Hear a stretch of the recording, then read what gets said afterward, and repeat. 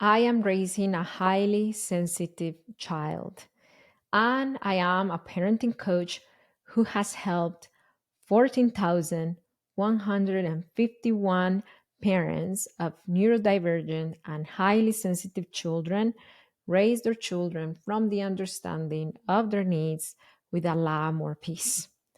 Hello, my name is Marcela Collier, and this is the place for you to learn how to break free from reactivity, bring peace to your parenting, and raise emotionally healthy children, especially if you have a sensitive and neurodivergent child. If this kind of content is what you need, I encourage you to subscribe to my channel, hit the notification bell because every week I upload like four videos. Okay, so let me know if you relate to this. Let me know in the comments. Say, yes, that's me. I wanted to raise a secure child. I wanted to raise a resilient child. I wanted to raise a strong child. And then what I saw was the opposite of what I thought the idea how, of, of raising a secure, confident child is.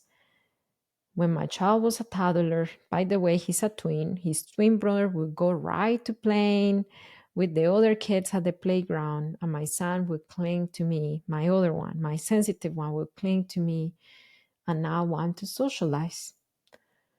My my other son would go into public places or Disneyland or fun places, no problem, and my other one will have a fit at the parking lot, a big meltdown.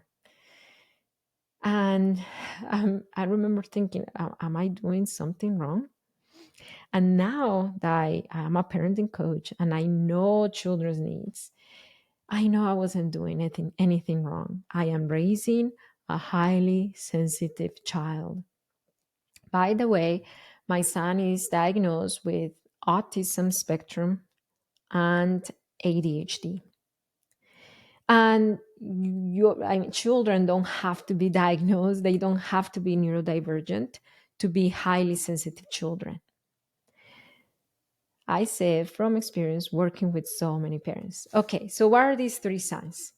Number one sign that I saw in my son: disproportionate reactions to everyday situations. Arriving at the park, that set him off. Going to the bank, from school to the bank, not going right home, but doing a little stop at the bank. That was it. Cutting the banana the wrong way. That was it. Putting the plate at the wrong angle. That was it.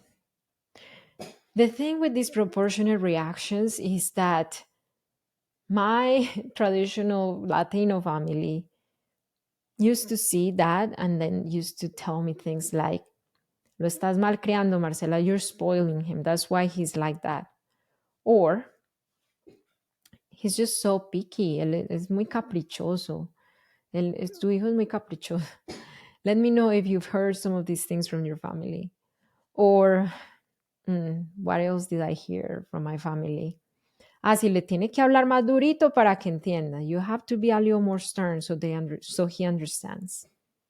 Have you heard any of these things from your family? I'm looking this way too because I'm doing a live. Have you ever heard of some of these things from your family? If you're on the live, let me know. These things happen when our uneducated family don't understand that our children have sensitive nervous systems. So what's having sensitive nervous system? A sensitive nervous system process outside information differently. So it is a hyper reactive sensory nervous system. Pain feels a lot, the wind feels a lot, noises feel a lot, things feel a lot. And that's very real for children. It is very real for a highly sensitive child, for my highly sensitive son, to go outside, feel a little wind on his face, and come back in saying that that it's too windy, he cannot be out there, it's too much, he cannot stand it, it's too cold, too hot, too whatever. So trying to mold our children to behave like neurotypicals or like children who are not that sensitive in their nervous system is a misservice to them. When I learned to embrace his needs and to not see those needs as a sign of disrespect or pickiness or caprichoso and all those labels that my parents and family members try to put in my brain, that's when I started parenting my sensitive child with a lot more peace. Number two sign that I was raising a highly sensitive child. He has a lot of, he's a very great observant. He's sensitive to people's changes in their body language, in how they interact with them. Does your child have like a Leo scanner in his brain? And he's always scanning like, mommy, are you sad? Mommy, are you what are you feeling right now? I want to let you know about this because I work with parents, and so many of my clients tell me, I worried my child doesn't feel safe with me because they're asking me if I'm angry. It's because they're hypersensitive. They're hypersensitive. Their senses are like boom, like it's kind of like, if how do I explain this? Cats have a different smell. They smell a lot more. So highly sensitive children are the same. They're like cats. They smell more, they hear more, they're hyper aware of changes, not just environmental changes, but relationship changes, mood changes in us. Now, if we've had a pattern of inconsistent responses with them, is sometimes they see us peaceful, and some other times they see us reactive. Our children don't have to be highly sensitive to become Leo scanners of cues, because they're scanning for cues of danger, of when is my mom or dad going, where are they going to become reactive? Who am I going to wake up to? And there is no shame with that. There is no shame with that, because we are working on becoming the best version of ourselves every single day. And it's not perfect. It's not perfect. I'm not perfect either. Now, when I learn parenting with understanding, meaning understanding of their needs, understanding of my needs, my inconsistent responses became a lot more consistent. I started feeling a lot more secure more times than not, and less reactive. Now, as a parenting coach, that's what I teach. That's why I teach parents this parenting with understanding system of needs. And I have an invitation for you. I have a free class that you can access right now on hicparenting.com. I'm going to leave it in the description below, or a card up here. Go there. And in that class, it is free. You can have access right now. And I will share with you my system to understand our children's needs, to understand our needs, so we can respond assertively every time to them.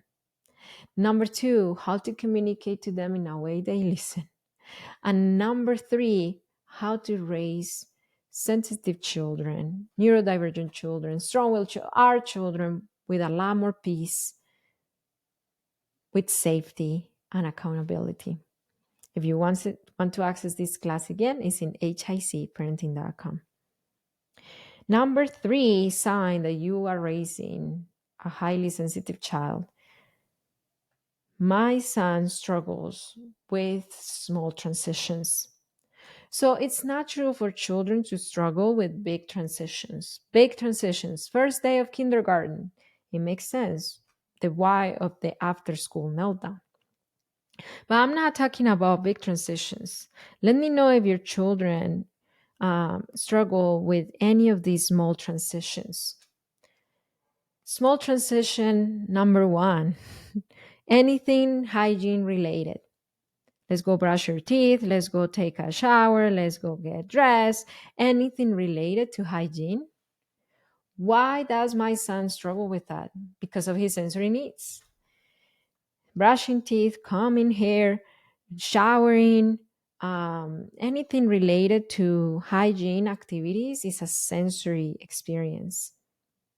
So, because it's a sensory experience, they have a hard time. It gives them anxiety. So, it makes sense why they struggle a lot more. That's a sign that you are raising a highly sensitive child, not that you are raising a defined child. And I want to go there too, because people may think highly sensitive kids are kids who cry a lot. Not necessarily.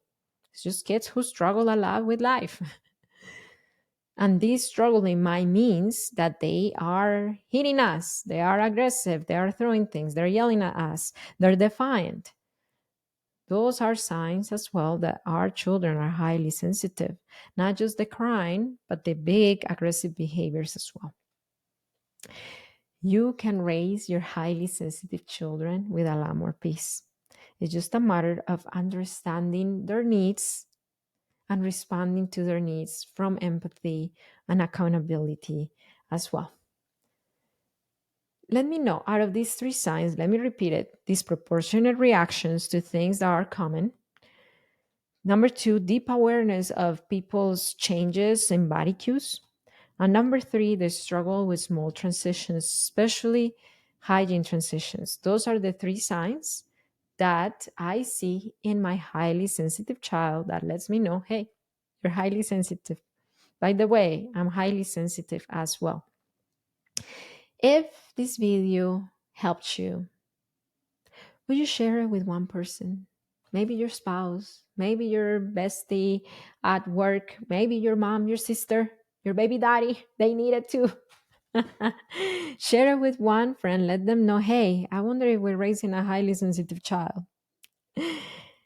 And remember that it only takes understanding of yourself and of your children's needs to transform your parenting. That's Parenting with Understanding. See you next time.